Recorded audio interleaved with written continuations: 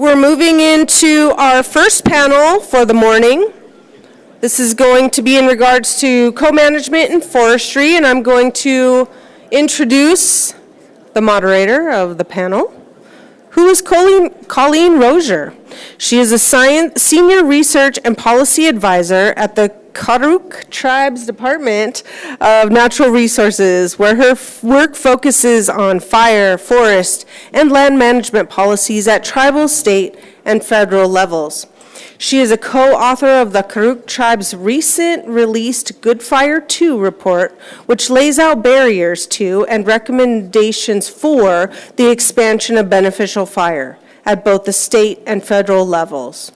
Prior to working for the Karuk Tribe, she got her master's and PhD in ecology at UC Davis, where she did collaborative research with the Karuk and Yurok tribes, and prior to that, she worked for the United States Department of Agriculture's Office of the Chief Scientist and the National Agroforestry Center.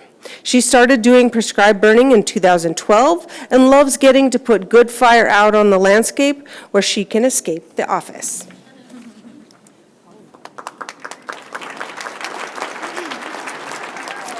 Good morning, everyone. So I'm really excited. We have an awesome panel here today. We're going to be talking about tribal co-management in forestry. And we're going to focus primarily on tribal co-management with the Forest Service, given recent focus in the Commission report and recent congressional and administrative actions. I know there's also federal tribal co-management in other spaces, but also given our time today, we wanted to be focused in the conversation. So I'm going to do a brief introduction of our esteemed panelists. We're excited because we have folks who are talking from multiple perspectives on co-management. We have 3 different tribal natural resources professionals here, as well as agency representation from the Forest Service with Reed. We have academic and legal minds, great minds on co-management as well. So with that, I'm going to do some introductions. And I also want to prime you all. We are going to be trying to be on time because I want to make sure we have time for some conversation with you all. So bring your questions. We're going to leave a little bit of time at the end for a Q&A discussion around co-management. And I guess the other piece that's really exciting is that there are a couple of bills in Congress right now around co-management. So yeah, want to be talking a little bit about the future of co-management and what it can look like. Okay, so our first panelist is going to be Sara Clark. Sara A. Clark is a partner at Shute, Mihaly, and Weinberger, which is a public interest law firm in San Francisco, California, focused on the protection of natural and cultural resources for tribal and nonprofit clients. Sara is the lead author of the Good Fire reports for the Karuk Tribe, served as a subject matter expert on the bipartisan Wildland Fire Mitigation and Management Commission, and helped secure the Karuk Tribe's first-in-kind agreement regarding tribal sovereignty with respect to cultural burning with the state of California earlier this year. Sara also serves as chair of the board of the directors of Save the Redwoods League. Next to Sara is Martin Nye. Martin is a professor of natural resources policy and the director of the Bolle Center for People and Forests at the W.A. Franke College of Forestry and Conservation at the University of Montana. Here. He is co-author with Monty Mills, who's in the audience somewhere. Monty, you can raise your hand. Who's the director of the Native American Law Center at the University of Washington. And together, they are co-authors of several articles and reports focused on tribal co-management and stewardship of federal public lands and resources. With the Native American Rights Fund and others, Nye helped establish and maintain the Sovereign to Sovereign Cooperative Agreements Repository, which is amazing if you haven't had a chance to check it out. And in 2023 and 24, Nye and Mills both worked on behalf of the Secretary of Interior to train senior executive members of Department of Interior on the law and policy of tribal co-stewardship. Next to Martin, we have Jason Robison. Jason is the Lands and Resources Officer for the Cow Creek Band of Umpqua Tribe. He is a member of the tribe's executive leadership team, where he provides leadership to a diverse team of professionals in the areas of natural resource management, forest management, and land and realty. Jason has worked with tribal governments since 2006. He serves as an ITC board member and as the operations committee chair. Jason is a graduate of Oregon State University with a bachelor's and master's degrees in fisheries and wildlife management. Next to Jason, we have Keith. And Keith Karnes has worked as the forestry director for the Leech Lake Band of Ojibwe for 18 years. Prior to this, he worked as an allotment forester at White Earth and Leech Lake reservations for 2 years. Keith received a bachelor's degree in forest management and forest administration utilization from the University of Wisconsin Stevens Point in 2003. He also minored in soil science. And then next to Keith, we have Bill Tripp. So Bill Tripp is a member of the Karuk tribe and is also the Director of Natural Resources and Environmental Policy at the Department of Natural Resources for the tribe. He recently served on the Wildland Fire Mitigation and Management Commission as the tribal government representative, and also serves as co-chair of the Western Region Strategy Committee, co-lead of the Western Klamath Restoration Partnership, chair of ITC's Fire Subcommittee, ITC principal on the Wildland Fire Leadership Council, advisor to the Indigenous Peoples Burning Network, and is speaker of the board for the Indigenous Stewardship Network. He is a cultural fire practitioner himself and has been burning since he was 4 years old. He also recently received an honorary doctorate in humane sciences from Cal Poly Humboldt. The first ever. And last but certainly not least, we have Reed Robinson, who we all have already been talking to this morning. Reed is the director and has been the director of the Office of Tribal Relations for the USDA Forest Service since 2020. Prior to the Forest Service, Reed worked at the National Park Service at 10 national park units, including 2 as park manager. Reed is an enrolled citizen of the Sichangu Lakota Oyate, the Rosebud Sioux tribe, and it is also his birthday today. So we're very glad he's spending it with us.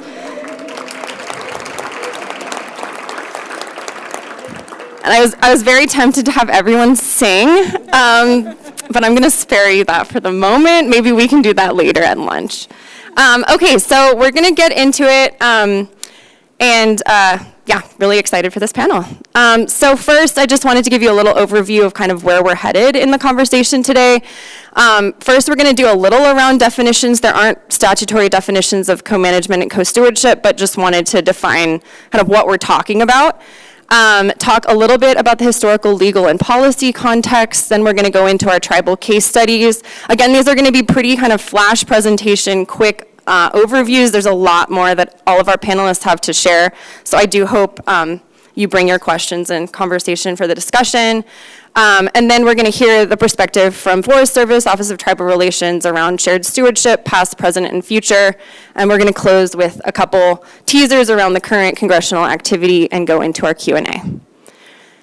So just as far as definitions go, these are, again, there's no statutory definitions. These are definitions that are really paraphrased from the Department of Interior Solicitor's report from a couple years ago, with co-stewardship and co-management being related but different. And again, different agencies have different definitions, different tribes have different definitions. When we talk about co-stewardship, we're talking about collaborative or cooperative arrangements between federal agencies and tribes related to shared interests in managing, conserving, preserving lands and waters. With co-management, we're talking about collaborative or cooperative stewardship arrangements similarly between federal agencies and tribes that require the delegation of some aspect of federal decision-making or that make co-management otherwise legally necessary. And really the main distinction here is that there's shared decision-making within co-management. Within co-stewardship, it's more of a blurry line of what that means. Oftentimes, it might be tribe carrying out some sort of implementation activity instead of fully sharing in the decision-making authority. And then I also wanted to give a shout out. Bridges to a New Era is a report that Monty and Martin produced, and this is a different way of thinking about, the definition, really thinking about what core principles are important in co-management. And so I've listed here, and Martin can certainly speak to this as well as Monty better than me, but recognition of tribes as sovereign governments is essential. The incorporation of the federal government's trust responsibility to tribes, a legitimation structure or multiple legitimation structures for tribal involvement, meaningful integration of tribes early and often in the decision-making process, recognition and incorporation of tribal expertise, and dispute resolution mechanisms. So getting a little bit into the weeds of what shared and collaborative decision-making can look like and what it needs to have. So with that, I'm going to hand it over to Sara Clark to speak about the co-management, co-stewardship spectrum. Great, thank you. I'm going to stay down here. I wanted to offer some thoughts on ways to frame this discussion around decision-making between tribes and federal agencies, and in particular, decision-making on lands that are off-reservation. So we've already talked a little bit about this distinction earlier today, but I really want to highlight that when we're talking about co-management, co-stewardship, we're generally talking about lands that are administered by federal or state or local agencies, and the ways in which that tribes can be involved in the activities on those lands. I think one of the issues that comes up frequently in this space is that when we use words like co-management or co-stewardship that have these kind of squishy definitions, as Colleen mentioned, it means that we can frequently talk past each other. And I would imagine that for many of you in this room that have been attempting to engage kind of across the table from someone, whether you're a tribal person that's trying to engage with a federal agency or a federal agency person that's trying to engage with a tribe, we often think we're talking about one thing, and then you get an agreement back or a term sheet back, or you are bringing something to tribal council, and you realize, oh, that wasn't what I thought it was. I thought we were operating in partnership, and I thought we were operating in a place of shared management, and in reality, this document that has come back to me is something that looks more akin to tribal consultation. And so I think it's really important for us to be working on these, the language, and the language matters, and to really be clear about what we're expecting in partnership so that we don't end up putting a lot of times toward things that don't seem possible at the end of the day, or that we can really work to push those barriers forward to make sure that we're achieving new outcomes. So I'm going to attempt to provide some common vocabulary for us to talk from and to put this into the context of the case studies that we're going to be talking about later. I also totally want to recognize there are hundreds of tribes in America and thousands of indigenous people within those tribes. You all might use different words. I'm not here to force you to call one thing or another, but instead to just provide a framework for us to talk through and recognize that for each individual tribe you may want to approach this in a different way, and that is part of what tribal sovereignty is all about.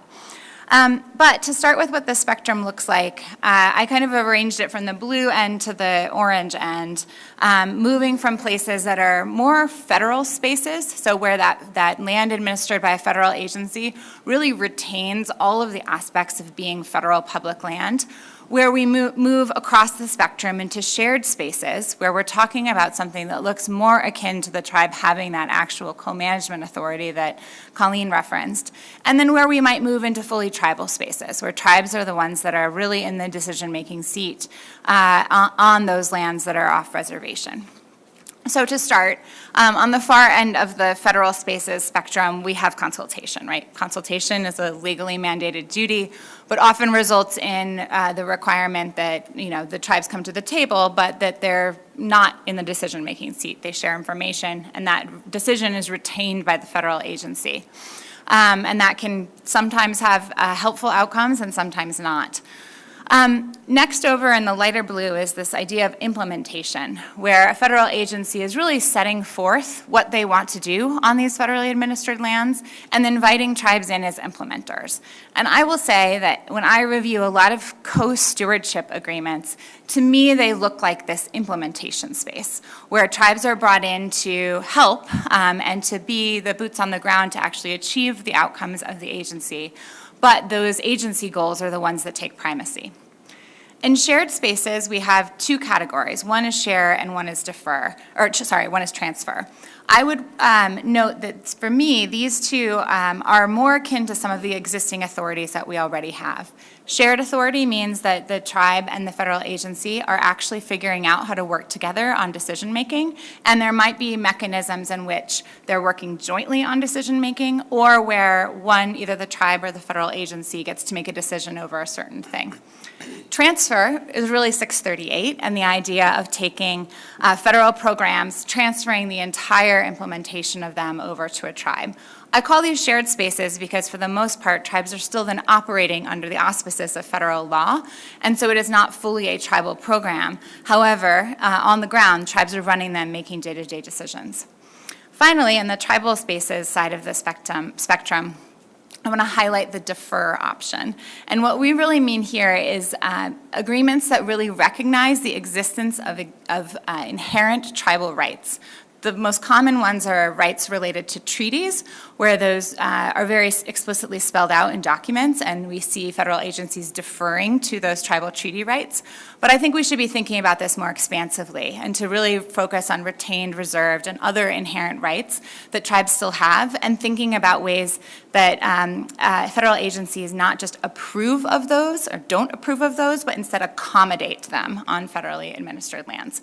And then finally, the far end of the spectrum, I'd be remiss if I did not mention land back or land return, where tribes are actually taking ownership and control over lands that are part of ancestral territories, but were for a period administered by federal agencies. With that, we'll talk about some of the legislative mechanisms that are coming up in this space, but I will turn it over to Martin. Thank you. 40 seconds over. Is this on? There you go. This is an intense light. Feels like I'm taking a polygraph. I have never taken one. Thank you so much for having me. The task given to me today was to talk about the historical and legal context of tribal co-stewardship and co-management. So I'll do that very briefly, maybe set out a few waypoints that may help us navigate today's discussion among panelists and all of you. I guess the obvious place to begin is to simply recognize that our national forests, like our federal public lands writ large, come from, are rooted in Aboriginal territory and Indian title. And that is a history that is often not told when talking about the history of the United States Forest Service, a history that often begins with, say, President Roosevelt's Declaration of Forest Reserves or the Forest Reserves Act of 1891. But these are obviously interwoven histories. And Keith is going to talk about one of the most compelling cases in this context, and that is the creation of the Chippewa National Forest in Minnesota that can be traced right back to an allotment law known as the Nelson Act. This is a compelling case where you literally have a national forest inside the boundaries of a reservation inside the boundaries of a national forest. And so I'm looking forward to that overview.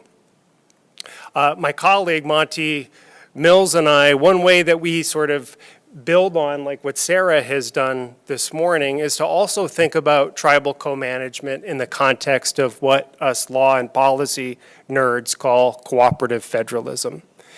And that is simply to recognize that there are dozens of statutes beginning with the creation of the National Forest System in 1891 that reserve to state governments or extend certain authorities to state governments various cooperative mechanisms to do things on what are now national forests and public lands. This includes the sharing of revenue.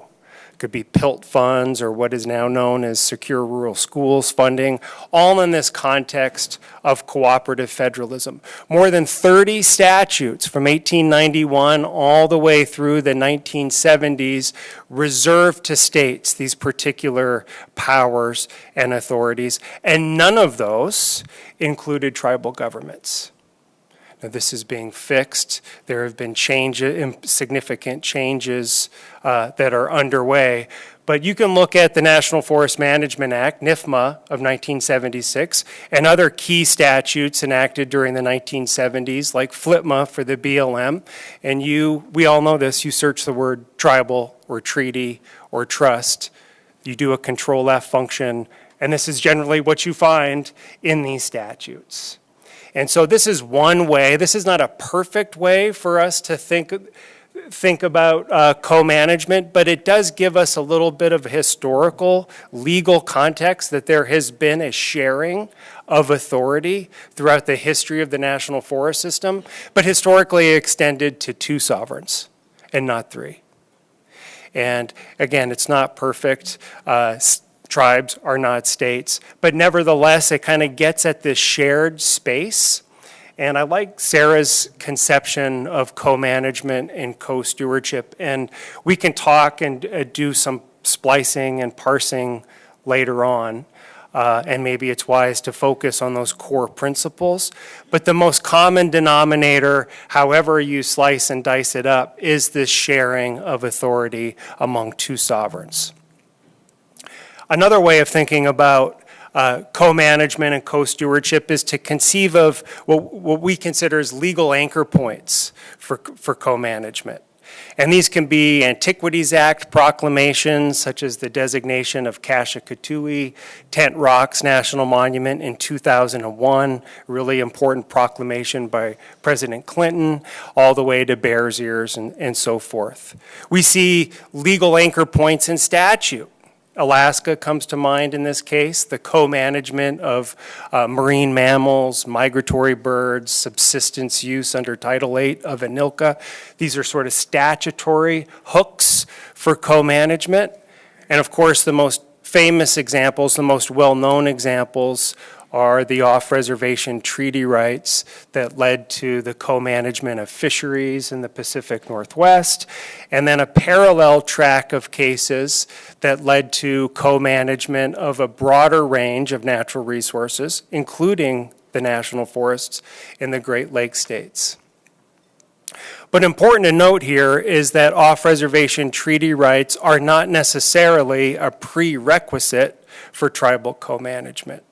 I mean, we can consider in this context the really paradigm-shifting model being offered by Bears Ears right now for the National Monument. This is based on, not on off-reservation treaty rights, but this overarching obligation and federal trust responsibility. And that trust responsibility really is at the core of Joint Secretarial Order 3403. Which was issued by the Secretaries of Agriculture and Interior in 2021, then joined by the Department of Commerce in 2022. At the core here, and again, an executive order, a secretarial order cannot, and this does not, create any new law, but what the Joint Secretarial Order does, and this is a major milestone in our estimation in the journey of co-management, is make clear that federal agencies have significant discretion and existing authorities and bridges that can be used to bridge two variations of tribal co-management. And I believe Reed is going to talk about the significant accomplishments that have been made over the last few years in this space. Lots of different ways of conceiving of this, but anywhere from 270 different types of agreements have been negotiated since 2021 in this space. Okay, so a different way of kind of thinking about tribal co-management and co-stewardship. Very unwieldy terms used very differently. The secretaries, all bureaus and agencies inside Interior and Ag basically conceive of tribal co-stewardship, the language used in the Joint Secretarial Order, as a very broad umbrella to cover a whole range of cooperative and collaborative agreements. These can be AFAs and 638s, programmatic, plan, project level sort of work, Tribal Forest Protection Act, GNAs, you name it, a big, broad umbrella. Maybe to confuse matters, is that some agencies like the Bureau of Land Management think so broadly of tribal co-stewardship as to include co-management. And that is perhaps why it might be wise to think about co-management in terms of foundational principles on which to build all of these different sort of models. So the largest legal obstacles to tribal co-management, something that we can come back to perhaps in our discussion of legislation, is what are inherently federal functions can be lawfully subdelegated to federal land agencies. And this is essentially how both the solicitor for DOI and Office of General Counsel sort of perceive of the limitations of tribal co-management in this space.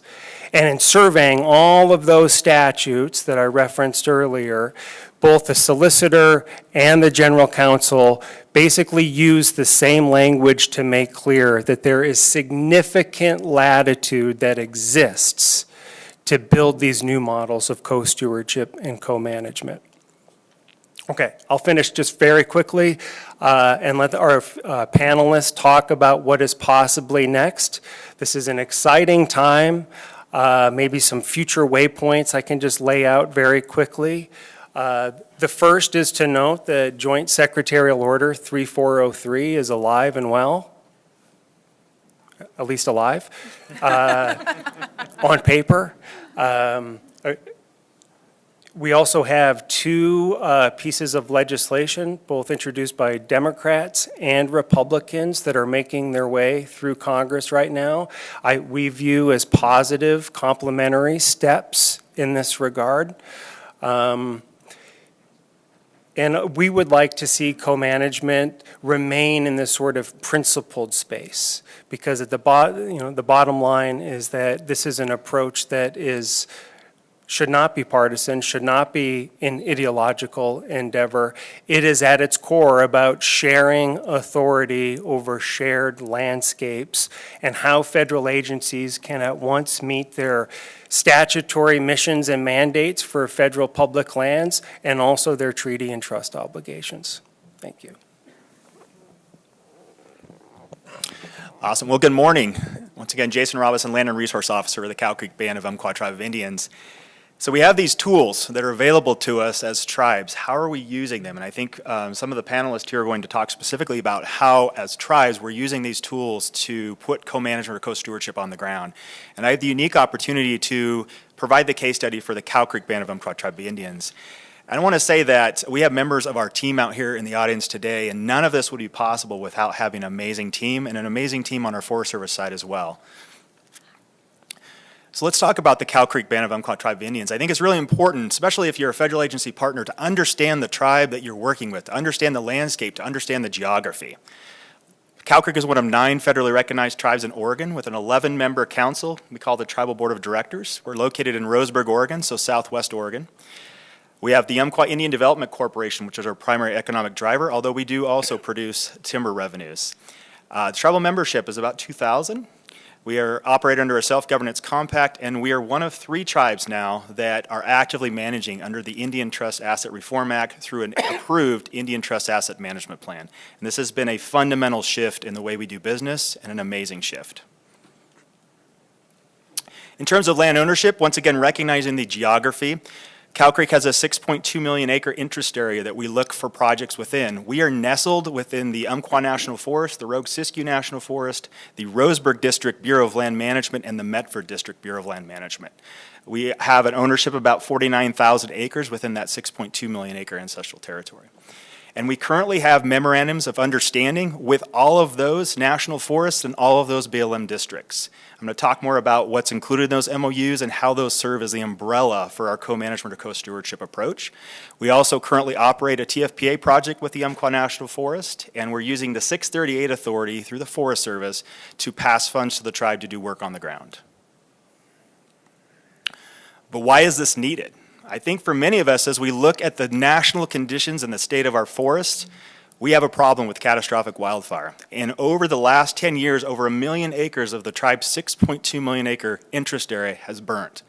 This has led to catastrophic impacts to cultural resources, our watersheds, fish, wildlife habitat, changes in vegetation conditions. And I think it's important we all note that.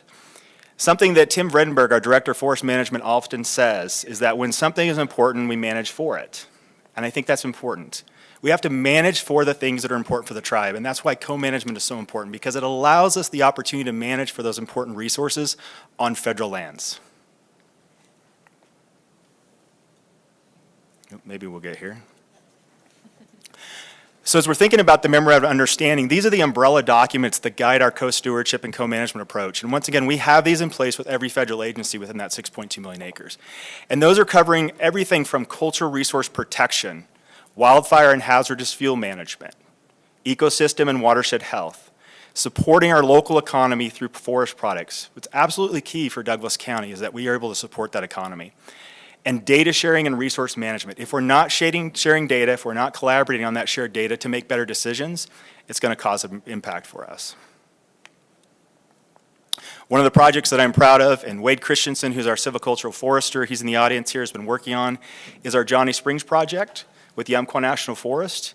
We're also working on our Dead Man projects, which are nearby as well. As you can see in the map there, the blue is Cow Creek Tribal Lands, and the area to the east are areas that were identified on Umpqua National Forest lands for treatment. We've been actively working on projects in the area, doing fields treatments, and we currently have mechanical and hand thinning treatments going on. We're going to be doing some prescribed burning. We have a lot of shaded field treatments, and we're continuing to look at new ways to use those forest residuals through biomass and other opportunities. And we're starting to look at planning new pre-commercial and commercial thinning opportunities. And these, once again, would not happen without the staff that we have and the relationships that we have formed. I think Brian Rossier said this morning that the relationships at every level of the agency are important, and we found that to be an important part of our success. So looking ahead, we have to involve more partners. We have to work together. Community-led partnerships, working local, keeping decisions local is extremely important. Sometimes getting too high up in the bureaucracy causes us problems. We want those local relationships. So we're working on a cross-boundary partnership called the Wildfire Risk Reduction Partnership. It involves private industry, the Bureau of Land Management, the Forest Service, Oregon Department of Forestry, NGOs, many other folks to really come up with solutions for how we treat the forest and create more healthy, resilient landscapes. We need to think about streamlining NEPA. How do we get tools in our hands to be more effective on the ground so we can prevent these catastrophic wildfires? Tribe needs to take a lead. Right now we talk about co-stewardship, and the tribe is implementing on the ground, as Sara mentioned, but we don't have the pen to sign the authority to move that forward, and that's the big next step. So we need to include prescribed fire across the areas as well. So I'm going to present some issues and challenges here, but I'm also going to present opportunities, because that's the important part, is that we look for the opportunities to work together to create solutions so we can get more done on the ground. So the first opportunity I think we have is how do we enhance agency staff's understanding of tribal collaboration? And I think this is an ongoing educational opportunity. It's continuing to work with those agency partners to let them understand what are the tribe's goals, objectives, how can we work together to achieve those on the landscape? How do we get more approval authority? We don't have that approval authority currently. How do we get more approval authority on the ground so we can actually see the projects come to fruition that we've designed, we've planned, and begin to implement? Oftentimes we fall short to implement those completely because the authority isn't there for tribes.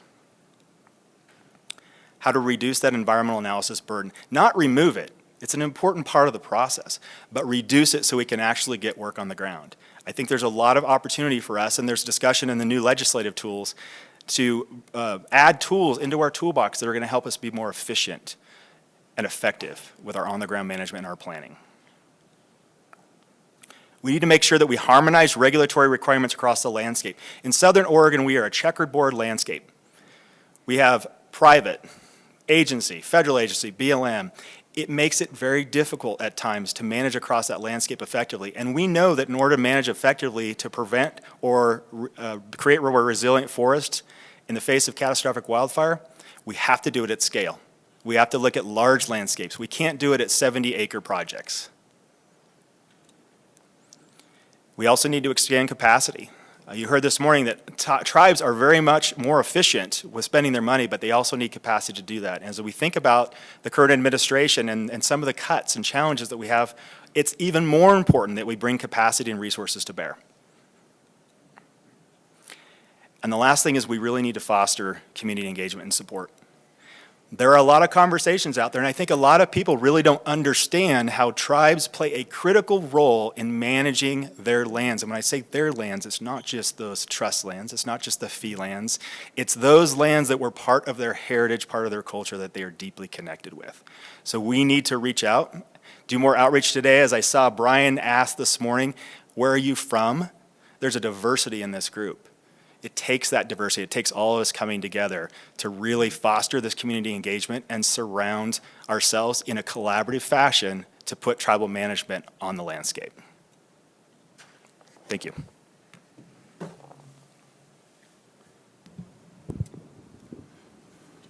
Good morning, everybody. I'm Keith Karnes. I'm the Forestry Director for Leech Lake Band of Ojibwe.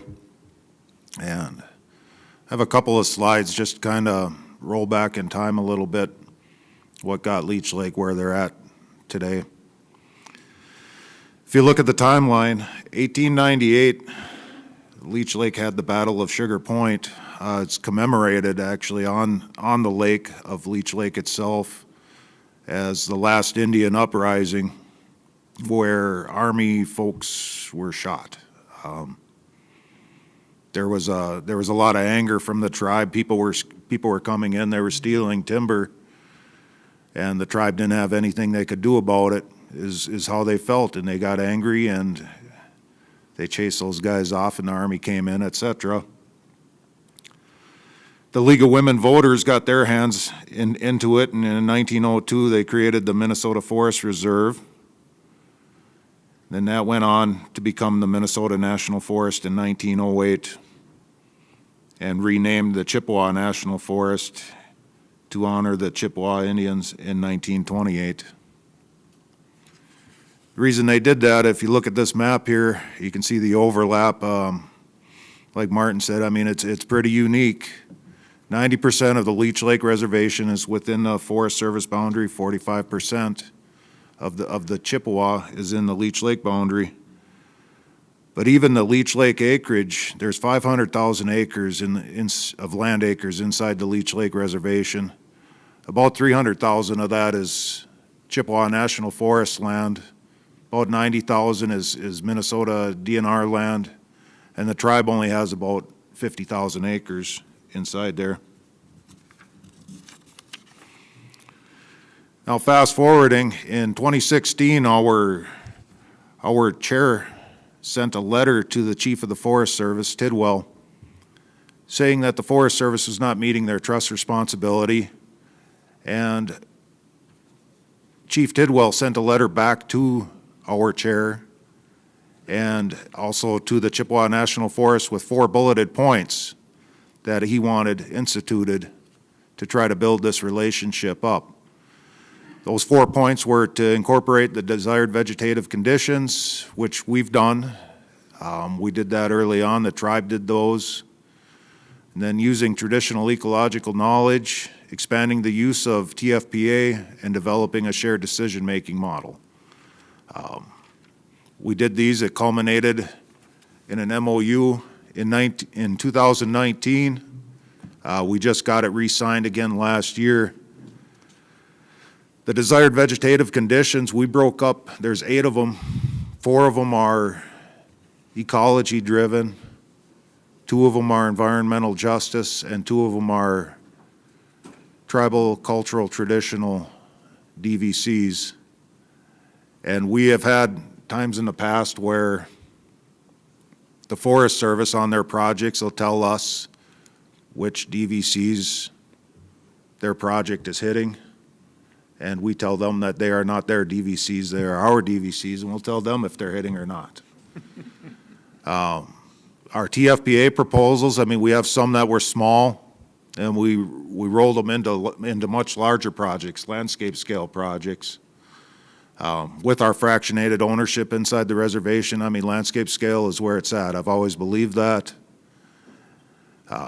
So that's what we want to do. 2 of them, 2 key ones in particular. We have some, we have 1 to thin pine plantations much earlier to try to keep the residual crowns and start restoring for fire.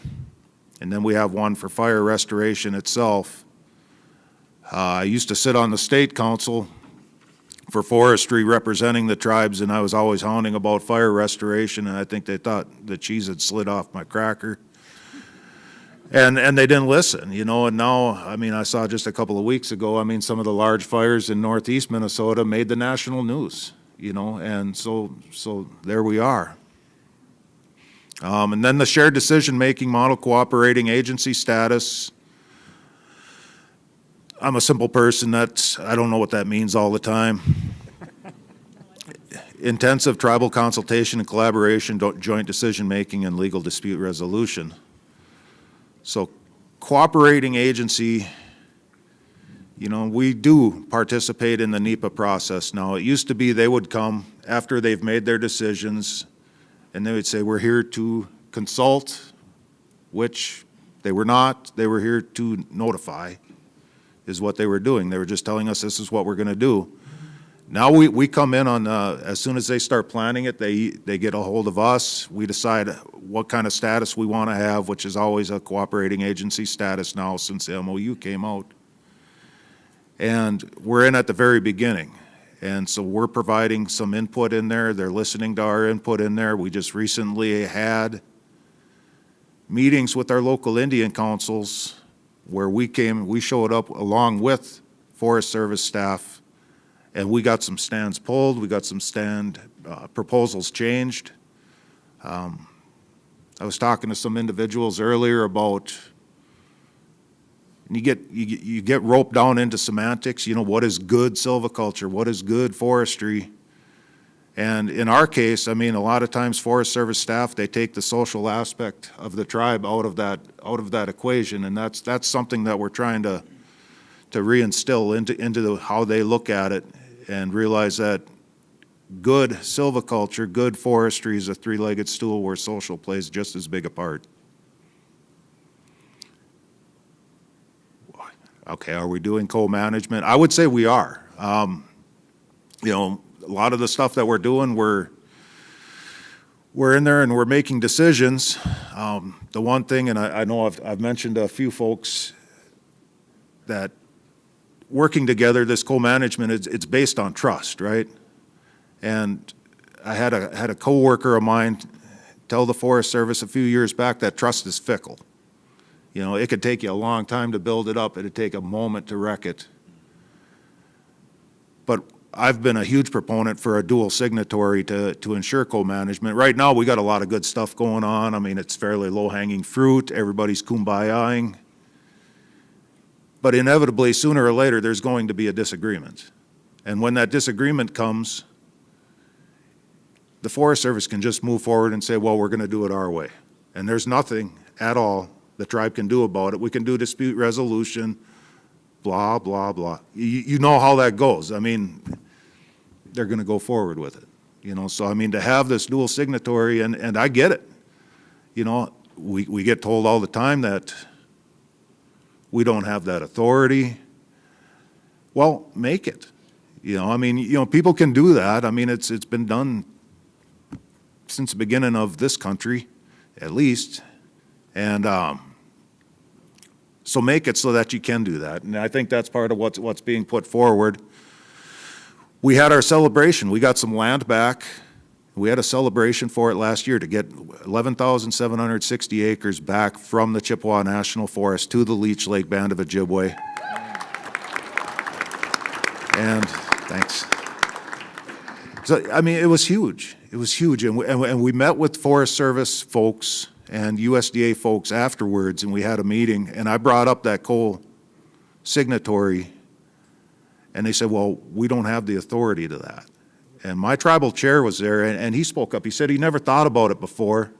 He didn't realize it. You know, it's not, he doesn't live in the forestry world.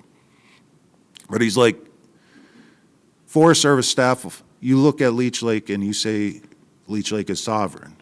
Leech Lake feels like they're sovereign. But you get to sign something and you say, we're not able to sign it. So he's like, is Leech Lake sovereign but just not as sovereign as you? Was what he asked them. And they couldn't answer it, you know. That's where trust comes in, you know, and I think that's the most important thing, and I hope something moves forward with that. That's all I got. Thanks.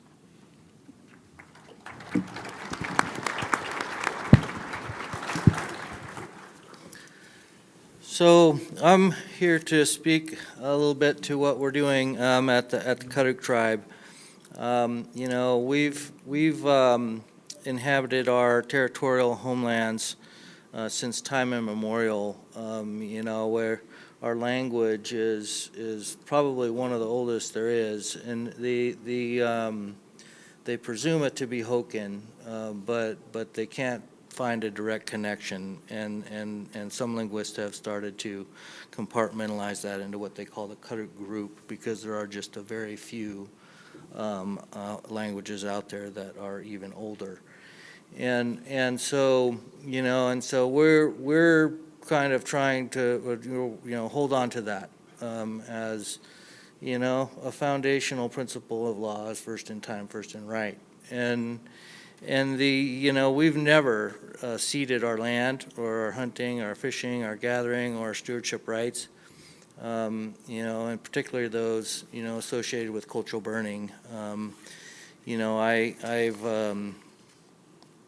been trying to bring fire back to the people, you know, for my entire life, and you know, it's the one thing that we can do to keep our homeland survivable and fulfill our responsibilities to all of the animals and the plants and everything out there in nature, and the system is out of whack, and so, you know, it's something that we can't stop trying to get done. And it's our purpose for being. And so, so our territorial landscape is about 1 million acres in size. It's just slightly over 1 million acres. When we got our first tribal constitution approved by the secretary, it included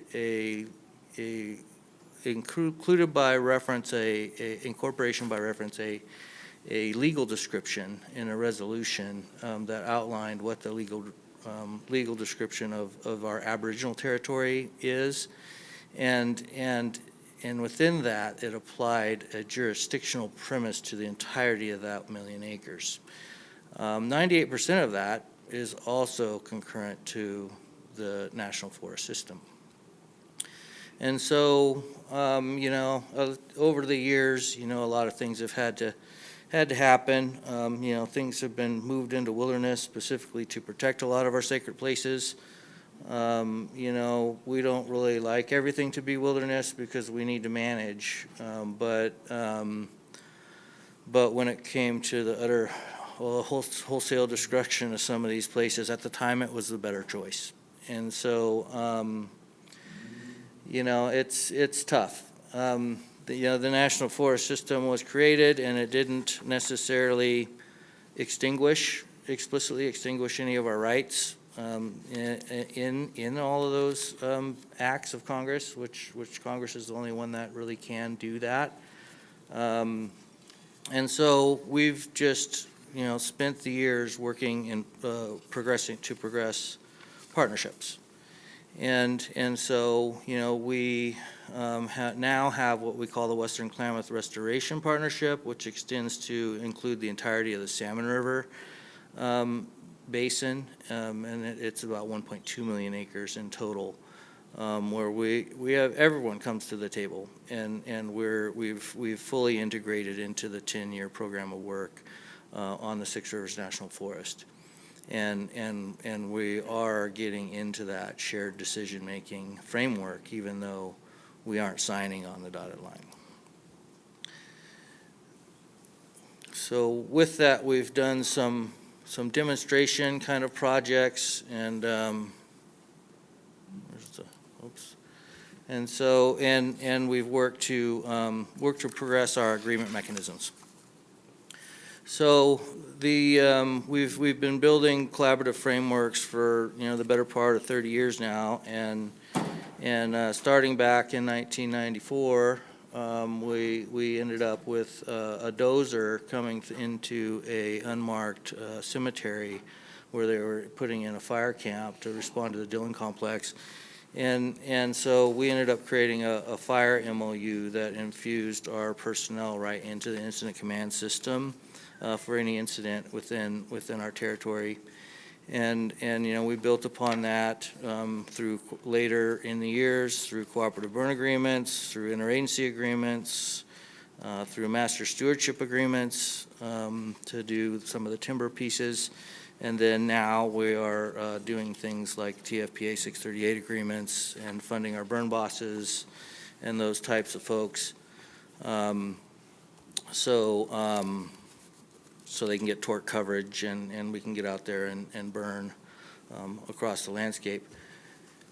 You know, I mean, we view fire exclusion policy as one of the greatest systemic injustices of our time, and there has been a lot of issues in the past in the way that you know that federal program delivery has been carried out, and so we really work to try to overcome some of those issues. A big one for us is in the ceremonial burning of Off-Field Mountain. And I don't know why this isn't working. And so so there's a lot to do there, and in fulfilling our inherent responsibility to our sacred spaces. You know, the ceremonial burning of Off-Field Mountain is one of these things that we've been working for decades to get back to.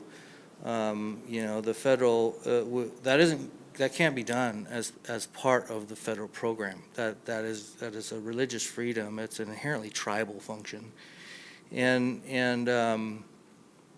you know, I mean, but we don't look at things like the Indian Self-Determination Education Assistance Act.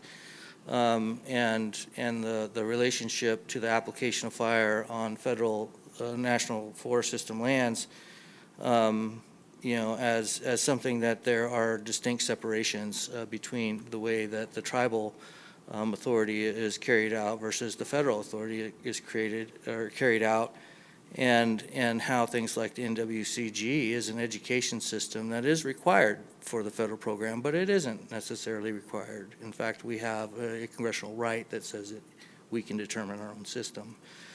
You know, I've been a cultural fire practitioner since I was 4 years old, and I lost out on my graduation. I should have been one of 3 young men burning that mountain as part of our world renewal ceremonies, maybe even before I was 18 years old. And you know, the skill set of a practitioner in today's fire environment that has that kind of education is exactly the kind of education we need. And we can walk both worlds. We can restore conditions conducive of cultural burning, you know, under the federal program delivery, and we can carry out maintenance activities as family-based responsibilities and cultural-based responsibilities, ceremonial-based responsibilities, again, to maintain that state. You know, we just did a study here recently, and we've been integrating a lot of I missed that one.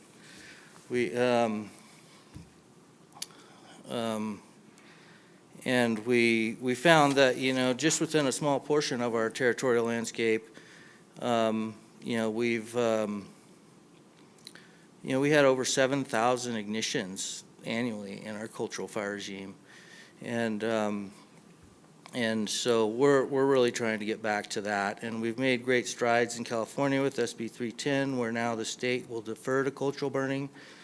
We'll defer to tribal sovereignty in respect to cultural burning. When we have the agreement in place with the state, you know, we can do that with an agreement process rather than permits, and that type of activity is progressing, you know, naturally. But we're not getting to the point where we're doing that on the U.S. Forest Service side of the line yet on a sovereign to sovereign level. You know, we're all constitutional sovereigns here, and now we do have the state recognizing that is real, and so the you know, the Weeks Act of 1911, you know, enabled the coordination between federal and state fire management programs, and that coordination, you know, stamped out our burning regimes. The fact of the matter is neither the agency or the state can extinguish a right. And so when folks say we don't have the authority to allow this to happen, then you know, it's our responsibility to question, well, do you have the authority to say no? And so with that, I'll go ahead and pass it down to Reed.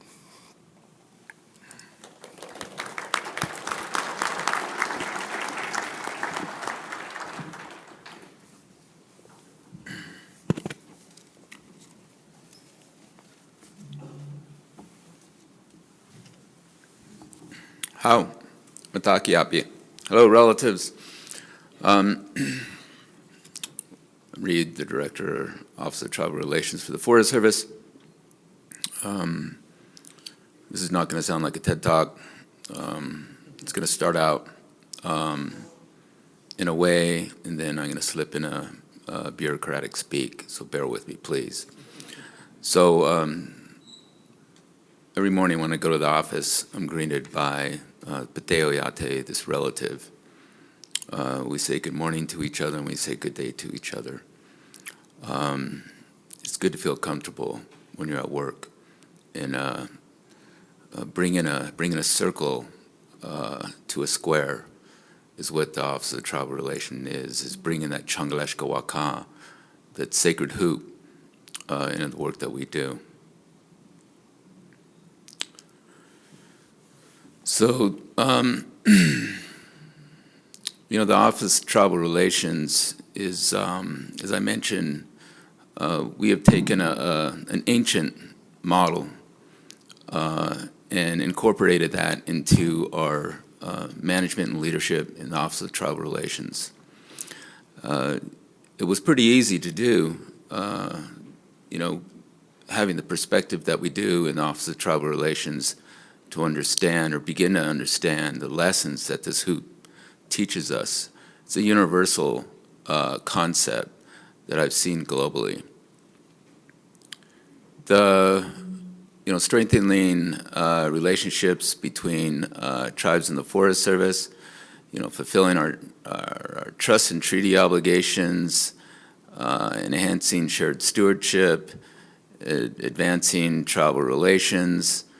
Those are the things that we do on a daily basis. But how we do them is by having 7 virtues. Again, these 7 virtues that are part of the Changaleshka Waka. They're compassion or empathy, courage or fortitude, gratitude, honesty, that truth, humility, wisdom, and respect. So now I'm going to slip into that mode. Bear with me so I can get through this. This is a little bit of a story about what the Forest Service has been from a programmatic perspective. So we made significant progress in our shared stewardship efforts. These figures start at 2004 because that marks the passage of the Tribal Forest Protection Act, landmark piece of legislation for Forest Service tribal relationships. These figures are all encompassing across all funding streams, including shared stewardship projects, as well as other tribal investments like road contracts, etc. All tribal investments over the last 21 years total $335 million. It's important to take note that this includes only federally recognized tribes, Alaska Native Corporation, and ISTEA tribal organizations. The thin line represents the number of projects per year, and the blue bar represents the funding. You can see the watershed years during the special appropriations, like the American Recovery and Reinvestment Act, 2009, ARA, the Infrastructure Investments and Jobs Acts, and the Inflation Reduction Act in 2022 to the present. Come a long way in the last 2 decades with respect to our investments in tribal nations. This figure focuses on Tribal Forest Protect Act TFPA investments from 2020 to 2025. We've entered into 43 agreements with over $65 million, with 4 pending, which would result in a total of $81 million. The Good Neighbor agreements are another important authority and agreement mechanism for tribal investments. Since 2019, the Forest Service and tribal nations have entered into over 40 agreements worth approximately $37 million. Again, all of these figures are to date. We still got 4 months remaining in FY25, so let's keep it going. For both TFPA and Good Neighbor Authority, you can see how strong support for co-stewardship, shared stewardship, coupled with funding results in significant progress. So expanding a little bit on some new developments on Good Neighbor Authority with the passage of the Explore Act. That's the acronym is Expanding Public Lands and Outdoor Recreation Experiences. It was passed into law on the January 4th, 2025, amends the 2018 Farm Bill. So way in the back of this bill, Section 351, it broadens the Good Neighbor Authority, including authorization to complete recreation projects, and extends the ability to sell federal forest products to generate revenue to tribes and counties. This revenue is now authorized to be used for restoration and recreation projects on and off federal lands. This new authority will help meet the needs of fuels reduction across our land ownerships and give us the opportunity to focus treatments to protect communities at risk, among other outcomes.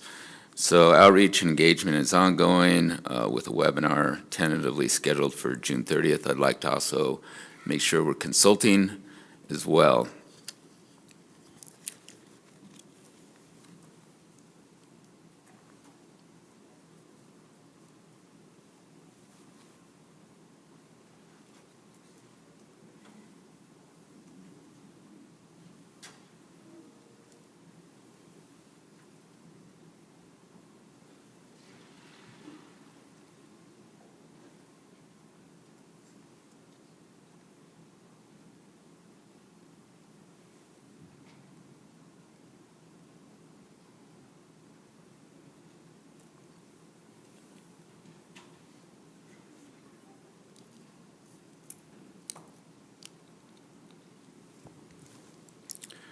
So some other points of interest regarding these changes to GNA 16 U.S. Code, Section 8571 creates a Good Neighbor Authority for authorized recreation services that are similar and complementary in nature, include a broad range of activities that establish, repair, restore, improve, relocate, construct, or reconstruct new and existing recreation features.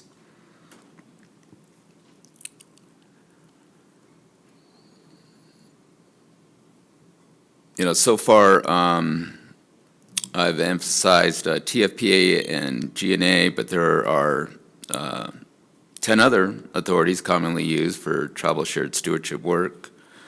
Tribal Forest Service grants and agreements and contracts are based on available authorities, which then dictate how funding is dispersed.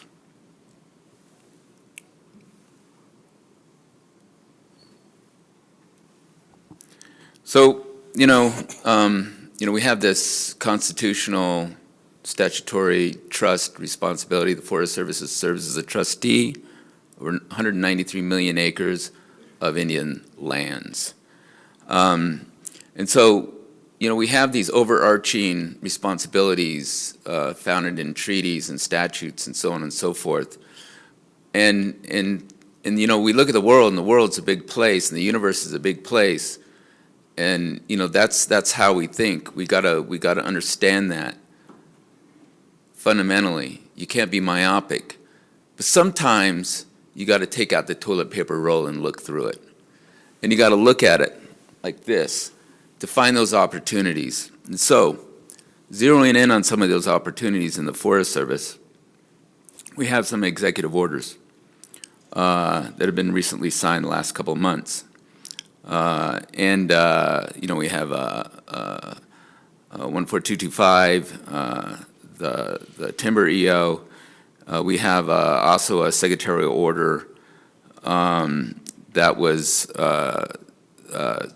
signed on, Secretarial memo signed on Cinco de Mayo, 1078-010, write that down, 1078-010, Secretarial memo, clarifying the application of certain executive orders to federally recognize Indian tribes, American Indian tribal citizens, and Alaska Natives in the Native Hawaiian community. This, in case anybody wasn't wondering, tribes aren't DEI. It also emphasizes that it's it directs agencies to conform to the policies in ISTIA, like 638.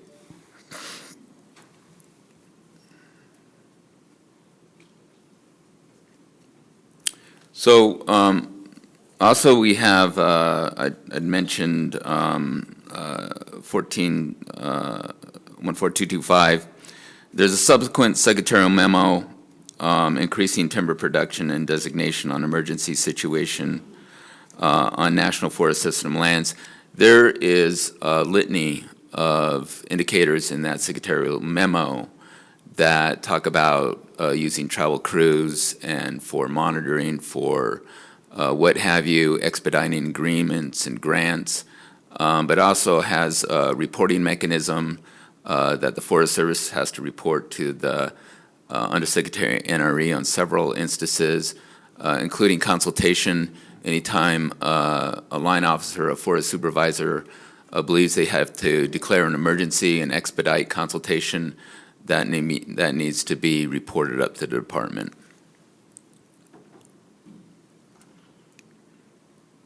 So it's important for tribes and forests and grasslands to be engaged in the earliest planning stages to inform land management priorities and decisions in subsequent annual out-year funding allocations.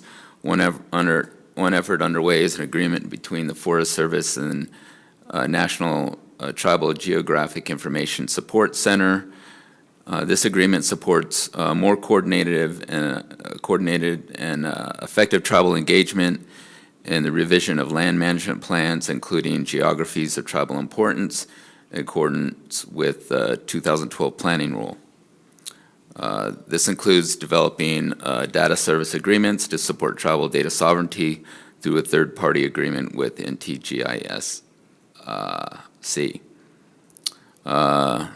The technical support services are available at no cost to tribes to assist in the development of geospatial data to support tribal decision-making, engagement, and consultation on National Forest Service land. Support services includes staffed help desk to provide technical assistance, and Garrett Couch with NTGISC will be here this week if he's not here already. And so we'll make sure he's available. So in closing, I'd like to thank my panel colleagues, especially those representing the respective tribal nations and all those contributing and organizing. Thank you for the prayer and the drum this morning. Pila mai wopila. Hau.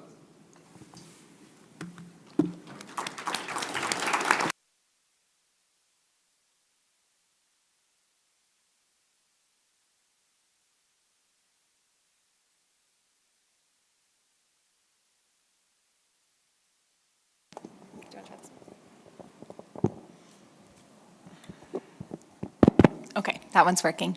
So in closing, we wanted to spend just a few minutes talking about some recent activities in Congress. And I'll start by saying I have found that working in Congress during the many changes that are happening at the executive level to be an interesting experience this year. But there are some emerging opportunities, and I think that they're coming about in part because there's an alignment of interest from the current administration and from Congress to really figure out ways to best deploy partners on lands administered by the federal government, as well as interest by folks on the Democratic side of the aisle to continue the work to empower tribes. And so for those reasons, it's kind of an odd time, but there's, I think, really significant opportunities, and we've seen that emerge with two bills that I'll just quickly talk about. The first is a bill called the Tribal Self-Determination and Co-Management in Forestry Act. Actually, let me back up for just 1 second. The Wildland Fire Mitigation and Management Commission, which is a bipartisan kind of blue ribbon commission that Bill and I both mentioned earlier in our bios, came out with a suite of recommendations as part of its final report in fall of 2023. And one of them was about developing new legislative authority for the Forest Service, specifically recognizing the ability of the Forest Service to share, transfer, or defer its decision-making powers to tribes.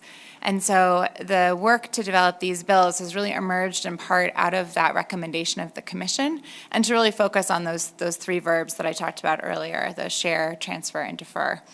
So the first bill, this Tribal Self-Determination and Co-Management in Forestry Act, really built on some of the work that came out of the Forest Service after the commission. It's sponsored by Representative Jared Huffman, who's a Democrat from California, who serves as on the House Natural Resources Committee. It's also introduced by all other ranking members, and it was introduced in May.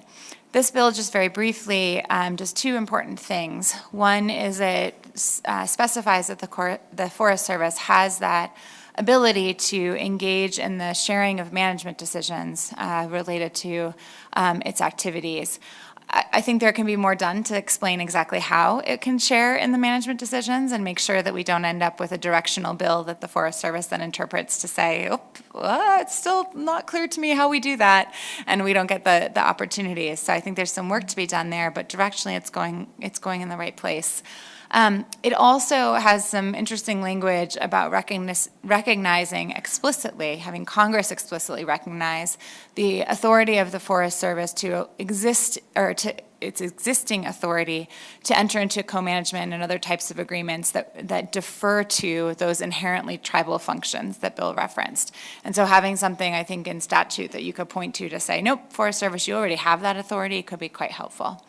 That bill is going to hearing next week, and Bill Tripp is going to be one of the panelists speaking to that. So if you all are interested, you can turn into that. And then the Forest Act, which is the acronym stands for Fostering Opportunities to Restore Ecosystems Through Sound Tribal Stewardship Act.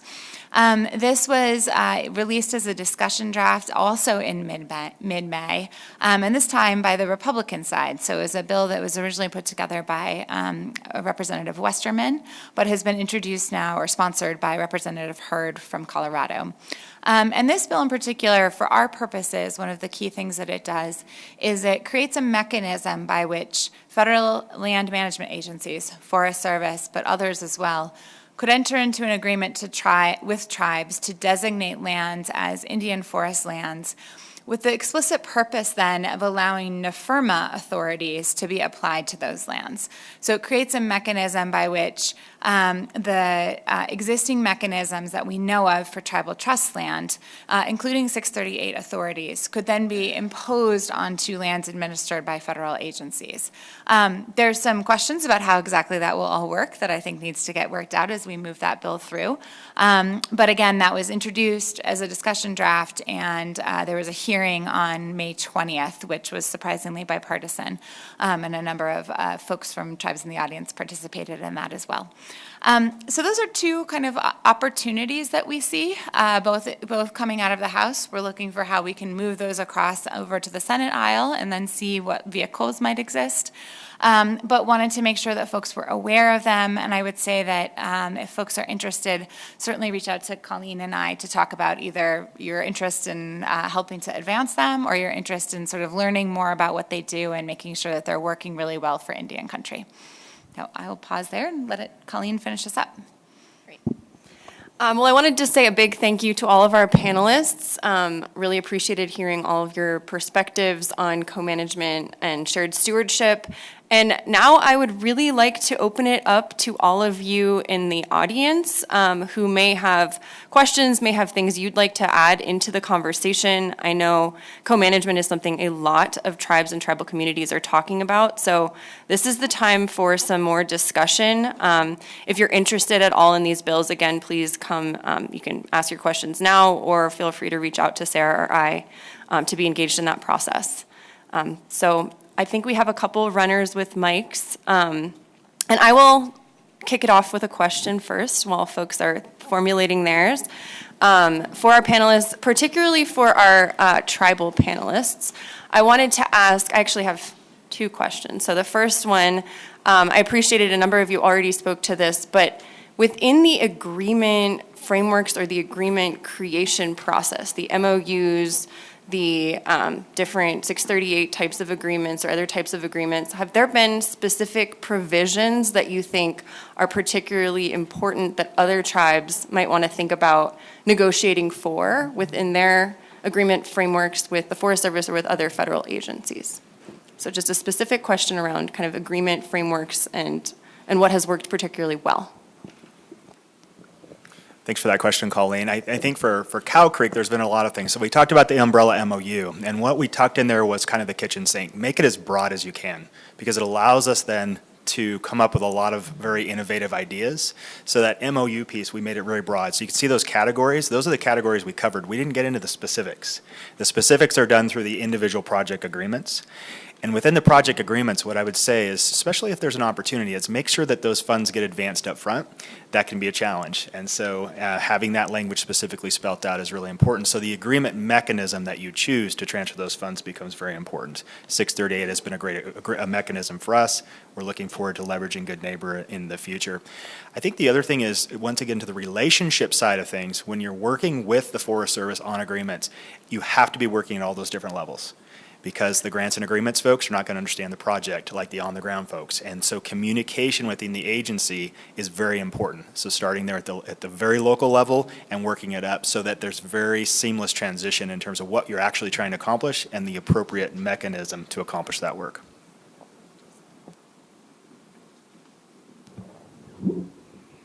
Well, I know the one thing that comes to mind for Leech Lake is, after we did the MOU, we, the tribe and the National Forest both kicked in some funds, and we had the Udall Foundation come and work with us, so the tribe could, see where exactly is the Forest Service coming from. Are the, it's not just them saying we're not going to do some of this stuff. I mean, some of it they couldn't do, and then some of it seeing where is the tribe coming from, because they didn't teach me this kind of silviculture in college, so why are you pushing for this, and it was really helpful. We worked hard to make sure multiple levels from both the National Forest and from tribal government were in attendance, so that everybody could kind of understand where everybody was coming from.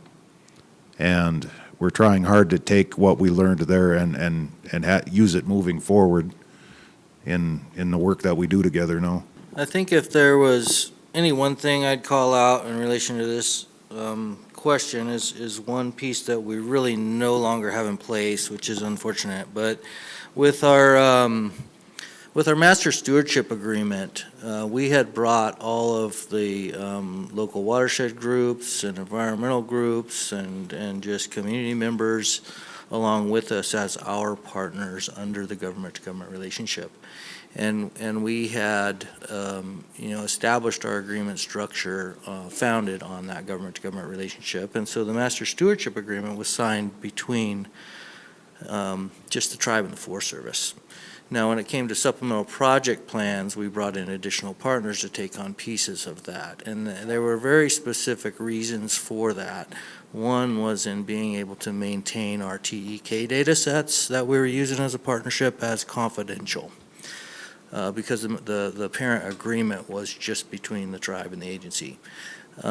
Later on, we ended up getting kind of forced into a modification that included our other partners as signatory to the master.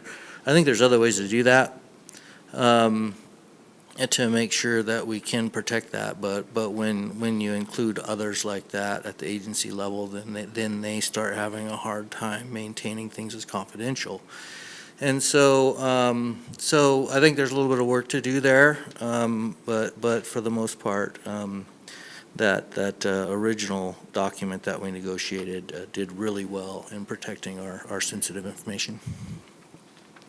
Great, thank you so much for those answers. 3 different answers that I really appreciated. I did want to see if anyone has any burning questions, please raise your hand. Did we have one over there? Okay. Oh, okay. We're starting to see some questions over here. Yay.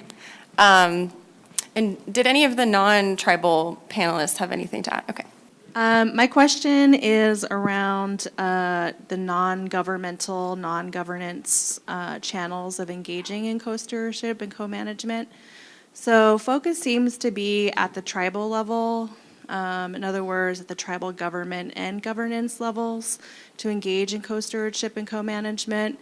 How do communities and other entities who are not tribal government entities engage in co-stewardship or co-management when, for example, they, for whatever reason, don't want to go through the government or governance channels in order to advance their hyperlocal and community stewardship goals?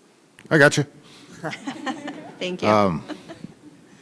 You know, I mean, like I was saying when I talked, I mean, we just got done with visiting our local Indian councils, and a lot of the folks on there, I mean, they know me, you know, and they know other tribal employees. And we told the Forest Service staff, I mean, that when we went to the local Indian councils, I mean, that is the community. I mean, it's just members of that community that sit on there, and that their viewpoints are very important. And we left that project there for the community to think about, and told them, you know, take it to heart, your ability to call in and say what you want to say. You can call, if they don't want to call the Forest Service, they're welcome to call me. You know, I mean, we're trying to give as much of a lifeline for everybody as we can, you know, so they can reach out to whoever they feel comfortable reaching out to.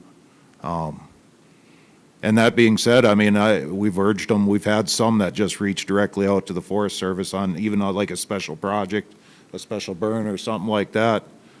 You know, we're going to do this. You know, it's a cool change in time right now where they're not asking for permission to do a burn. You know, they're just saying, we're going to do this, and I'm just calling you out of courtesy so you know, and it's nice. I mean, I like it.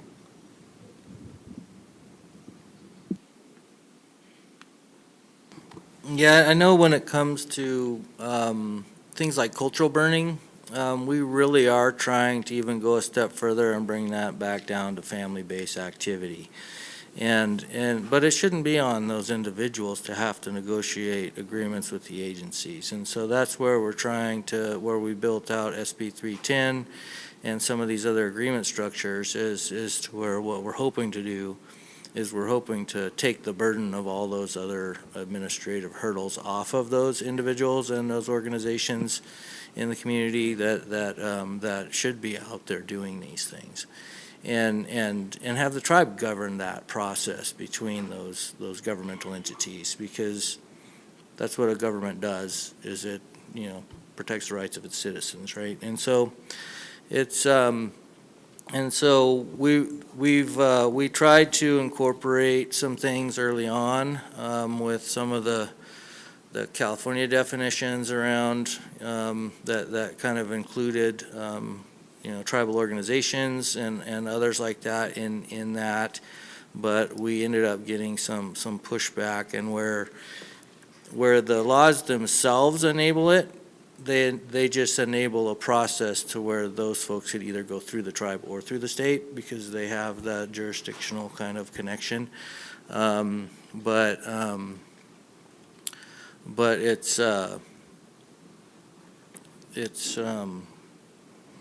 when it comes to actually having to you know, go through all those processes, there's hopefully they don't have to go through every little agreement negotiation. And I'll just add that tribal citizens outside of the government have access. Indians should be on the land, and the more Indians on the land, the better that land is. So, if you're Native and if you want to go on federal land, Forest Service land, you know, you want access to forest products, you want to gather, you want to do ceremony. The Forest Service is not going to be an obstacle to that. So that's how we get more informed, by having more Indians on the land. You know, then we don't start coming up with things like the Wilderness Act, where man is only a visitor. You know what I'm saying?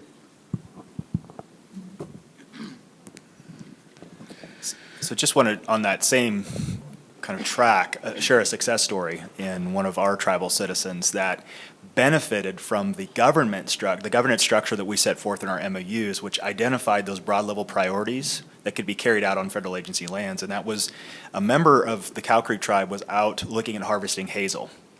And they come across this hazel patch they've been harvesting, and there was an active management operation going on in there. And the patch that they'd been managing was devastated. And so they went to the local office and they said, what's going on the ground? And they said, well, who do you represent? And they said, well, I'm a Karuk tribal member, but I don't necessarily represent the Karuk Band of Umpqua Tribe Indians as a government. They said, well, let's call the office. They call the government office. The government office says, they're a tribal member. These are the shared objectives we have. What can we do to remedy the situation on the ground to provide access to that resource for the membership? And they changed their plans and now are talking more deliberately now because of that conversation. So I think the governance structure helps set the tone, and that's why make it as broad as possible. But really getting down to that, it really is the benefit to the membership to be able to go out and actually practice their culture on these landscapes. It's really important. So it's part of the consideration process in any of those agreements that we put together. Great question, by the way. Thank you. Thank you, panelists. Again, my name is Marino out of Stockton. Question, two-part question. First one, open to anybody. Second one, specific to Reed. Using research as a tool or mechanism, how do you all see research being used to help build up or improve co-stewardship effort? I could actually start with that. I work for the Karuk tribe, full disclosure, so we're represented in this panel a couple times, but I feel like the Karuk tribe has done a really great job working with researchers to really build up a research base that is supportive of and reflective of Indigenous knowledge.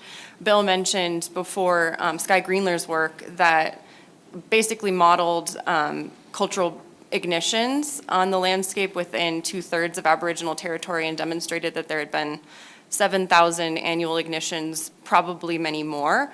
And now that is actually being referenced by the Klamath National Forest, which shares jurisdiction with the tribe on a portion of Aboriginal territory in documents that honestly they should have been working with the tribe on. They haven't yet, but they are starting to at this point. But they're already referencing that there's a long history of Indigenous cultural stewardship, including cultural burning, on the landscape based on that research that the tribe did collaboratively with Sky and several others at Oregon State. So I did want to just give that as an example of a place where it's giving this hook for co-stewardship happening through that research collaboration.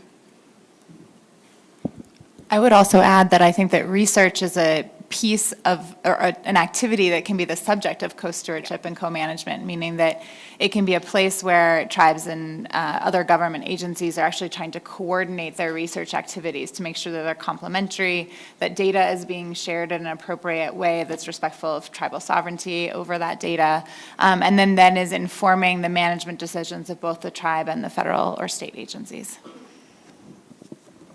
And I'll further add, like, I would love to see some 638 compact of research programming where a tribe really takes over the research programming, setting the research agenda, setting out research questions. I think it will, like, the data sovereignty conversations will flow a lot more easily. Tribal IRB processes will flow a lot more easily if there's programmatic funding to support that at the tribe level. So I would love to see that be something that's enabled through some of this legislation. I don't know if others had anything they wanted to add too. Thank you for that. If not, I'll go on to my second part question for Reed. So talking about the circle and the square, right? How can we make the research process focus more on the principles of the circle instead of ensuring it fits into the square model?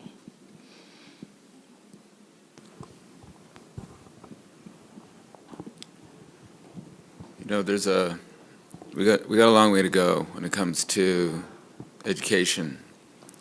In reality, so, you know, Indigenous people all over the world, and whoever you are, you have in that indigeneity and understand what that Changaleshka Wakam means. And so, you know, we talk about it also like in the Forest Service when they say interconnectedness, you know. So a lot of times people are saying what they, you know, the same things without seeing what they're saying or feeling what they're saying. Everybody has virtues and values, every organization, every bureaucracy. But what is the integrity to those virtues and values? So I think, you know, when I say that the Forest Service is a trustee to Indian country, we have a responsibility, I have a responsibility to educate the leadership and the line officers about a different way of being, a more sapient way of being, a human way of being. And so I see where Indian country is expanding in a lot of different ways. In natural resources management, the entertainment industry, using technology in a good way, you know, understanding, like if you have, I was mentioning tribal GIS, if you take GIS and look at it from your standard GIS practitioner versus how a native looks at digital images, you're going to get a different perspective. And so it's just continuing to have these discussions. And through this everything we're talking about on the stage here, these agencies are learning a lot. They're going from that flat two-dimensional perspective to a three-dimensional world with a foundation. Because right now, I will tell you, working for the Park Service for 30 years, the Forest Service for 5, every one of these federal land management agency is built without a foundation, slab on grade. And so what I like to invite the federal government to do, my colleagues, is make sure you have a foundation, because you may look like you have a strong building, but when an Indian walks by, they know what they see, you know? And so put a foundation down that has integrity. And so that's what we need to do, is all understand what we see is what we're seeing. You know what I'm saying? I hope so. Thank you very much for your questions. If others have questions, I think find panelists afterwards. We do want to break for lunch now. Really appreciate all of our panelists for sharing their experience and their words. I really appreciate the questions as well. And continue the conversation the rest of the time this week. Thank you.